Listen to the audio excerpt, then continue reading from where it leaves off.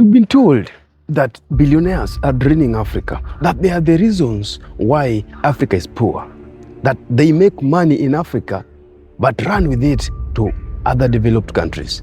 What if I told you that they don't do that because they don't like Africa?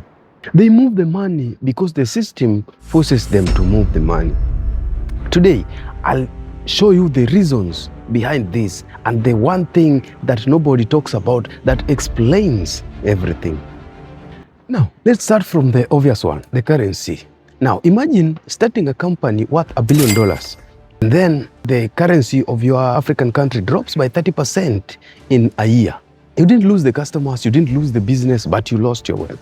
Volatility in currency is very real. Now, like Naira dropped in the recent years in Nigeria. What happened to the dollar-based assets? They were protected.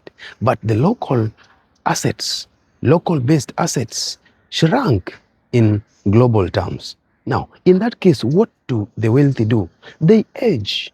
They move their money to stronger currencies like the US dollar, the Swiss francs. Not that they hate home, but it's because currency mathematics doesn't look at patriotism. Now, here's a second layer, and this is a bigger one. The overnight rule.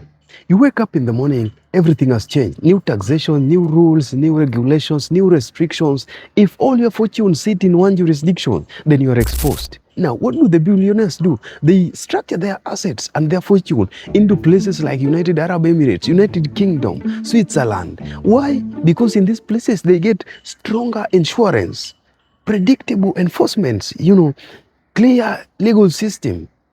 Unlike Africa, where all these are unpredictable. Yes, where it gets strategic. Billionaires don't just protect their money. They need to grow it. And growth requires access to deep capital markets. And the biggest stock exchange markets are not in Africa. They are in New York City, London. And if you want global investors, international partnership, dollar financing, you need to position your holdings globally. And this is the way the billionaires move from millions to billions. But here is a deeper reason nobody mentions.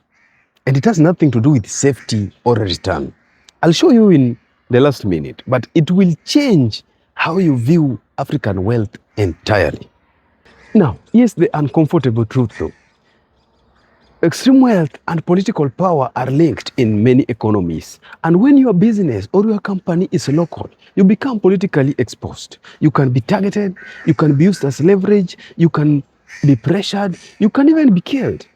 Moving your properties or your business offshore creates distance. And the distance in turn creates power. And this power protects your family, and it protects your future negotiation, and it protects generational wealth. This is not about running from Africa or hating Africa. It's about surviving in a very complex system. But here's the truth nobody says out loud. Billionaires still invest in Africa heavily, but they separate where they earn from where they store. And this distance gives them leverage, and this leverage allows them to take bigger risks at home. So the question shouldn't be, why don't the billionaires keep their money in Africa? The question should be, would you keep your money in Africa if the system looked like this? And that's why Putin once said, Africa is a cemetery for Africans. When you get rich, you African get rich, you will go for treatment in India. Vacations you will go for in Dubai. You will buy your clothes in Thailand. You will eat South Korea. But when you die, you come and you be buried in Africa.